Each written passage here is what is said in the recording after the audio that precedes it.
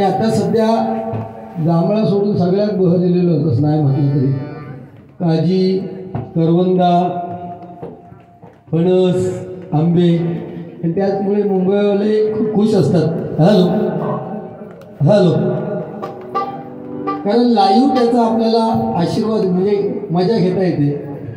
मुंबईला किती सीझन सुरू व्हायच्या अगोदर जरी आंबे आले तरी इथली करवंद झाडाची काढताना जो आपल्याला भला आंबट आंबा असेल पण आपण दगडाने पाडलेला जो आंबा असतो तो खाण्यात फार मजा होत असते. आणि आता ती मजा गेली आहे. आता या मुलांच्या हातात ना मोबाईल आलेत. लक्षात घ्या, पूर्वी आपले दिवस आठवा, एक आंबा जरी पिकलेला असायचा तरी 10 जण 10 बाजूने दगड मारायचे हात दुखेपर्यंत, म्हणजे ही तेव्हा तयारी होती. आता मोबाईल हाती घेऊन काय आंबे पाडतानाच मोबाईलात दिसतं. आंबे कसे काढूचे शॉर्टकट ते सुद्धा तुम्हाला त्या रील्सवर मिळणार, बरोबर ना. झाडग्या करू खया, गात्या करू खई, तो असं ओढू खयो. साडी घेतली तर ती जाग्यापर्यंत येतात. ती साडी जर शिवली अशी दोन बाजूनी आंब्याच्या धारग्या खाली वर मारायचो आणि ती साडी असं टाईप करायची. एक आंबो काढलो का तो डायरेक्ट पायापर्यंत येतात. अशी परिस्थिती आहे. हे नवीनांचा तुमच्या चेहऱ्यावरचा हसू हल्ली लय वाढला, म्हणजे महिलांच्या. का पूर्वी ह्या महिला एकत्र आल्या समजा ह्या कार्यक्रमाला तर विचारायचे, चौकशी करायच्या, काय ग तुझा पोरगा कसा आहे, सासूबाई कशी आहे, सासूबाई कशी आहेत. आता ती चौकशी नाही, तर 4 बायका एकत्र येईल, काय गो तुझं ह्या महिन्याचं लाडक्या बहिणीचं हप्ता येईल. हेच विषय त्यांचे चालू असतात. कारण शेवटी महिलांना तुका मिळतं मग तुका म्हणजे तुका नाही रे, तुका घायल माणूस हो तुझ्या घरात मिळता मा विषय. आमच्या घरात पण मिळतं ना बुवा.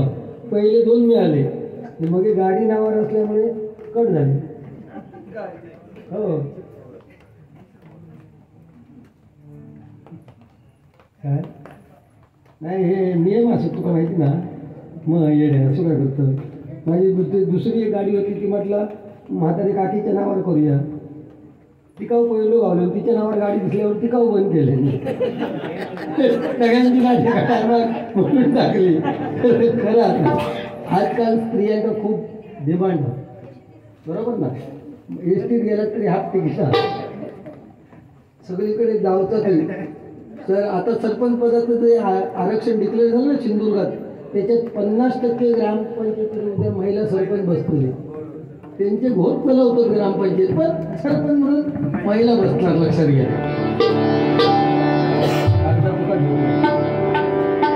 ही आपली खासियत आहे. रुपवळ घेतो आणि रुपवळ ही पांडुरंगाप्रती आहे. लक्षात घ्या. पांडुरंग विठेवरती उभा राहिलाय. लहानपणापासून आपण ऐकत आलोय की आजी सांगते, आजोबा सांगतात की 28 युग पांडुरंग उभे आहे. कधी 29, 30, 31 बघितलं नाही. 4 वेद, 6 शास्त्र आणि 18 पुराण अशी 28 युग पांडुरंग विठू.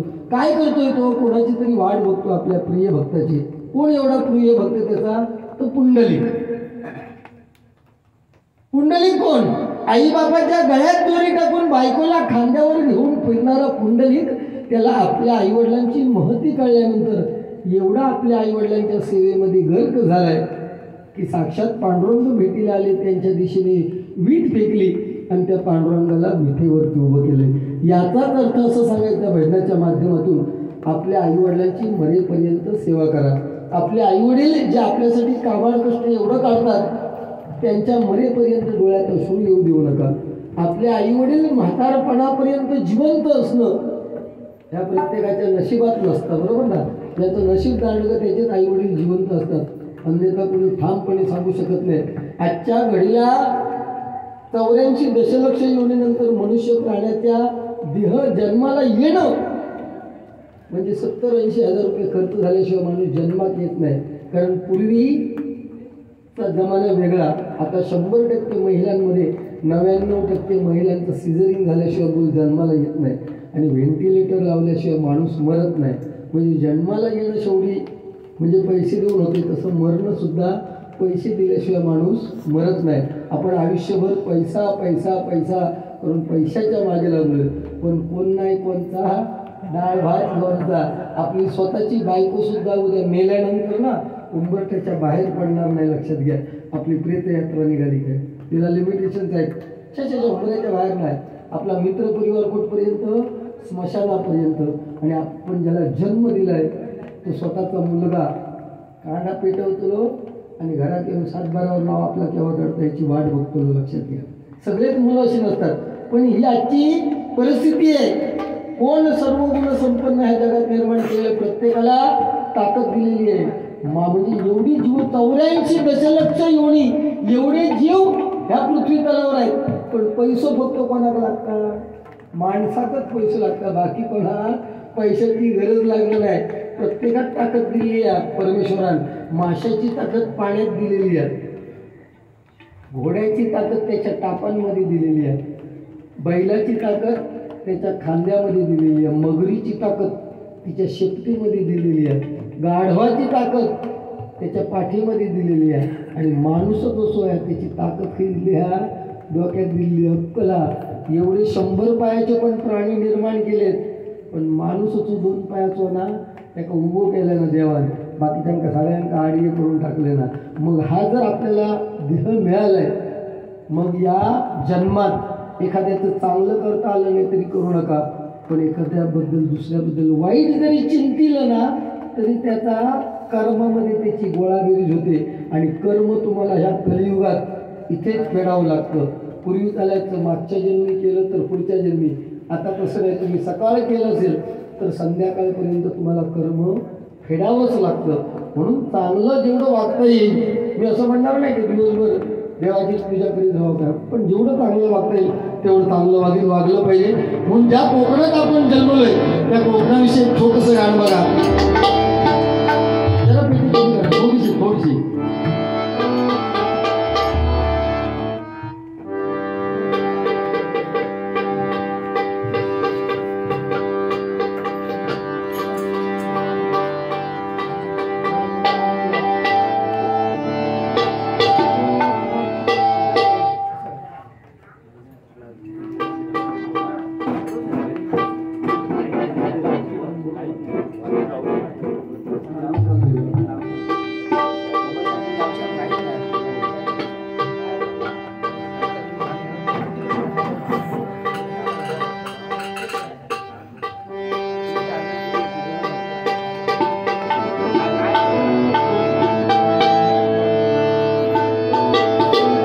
स्वर्गापेक्षा सुंदर असा आमचो ह्यो कोकण, स्वर्गापेक्षा सुंदर असा आमचो ह्यो कोकण. तुम्ही येऊन गाडी बघून जावा, प्रसन्न होते आमचा प्रसन्न होते.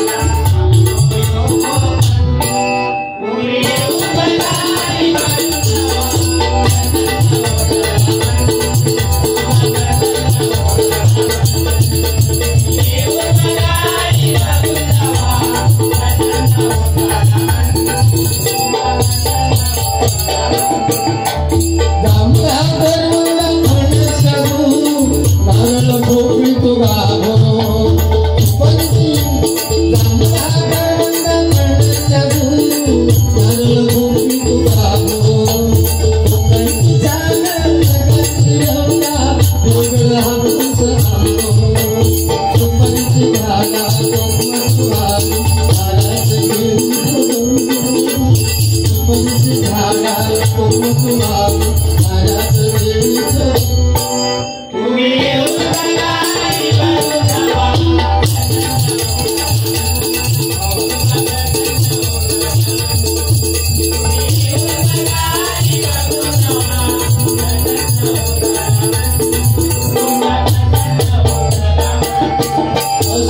होते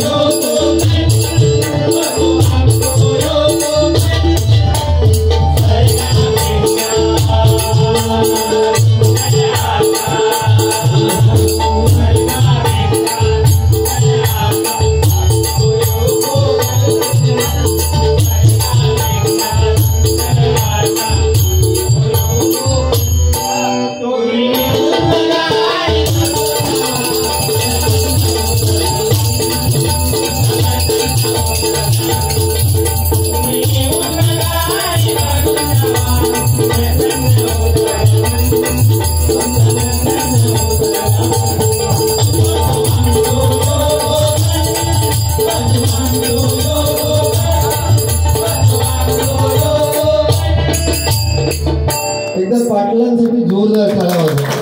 आणि प्रामाणिकपणे सांगतो, खूप लहानपणापासून आम्ही त्यांना बघतोय संपूर्ण सिंधुदुर्गात तर भजन क्षेत्रात चकवा वाजवणारे म्हणजे सगळ्यात पूर्वी प्रकाश पारकरवांकडे त्यांनी साथ अजूनही करतात. ते जयदीप पाटील नांदगावचे एकदा जोरदार टाळ्या पुन्हा एकदा.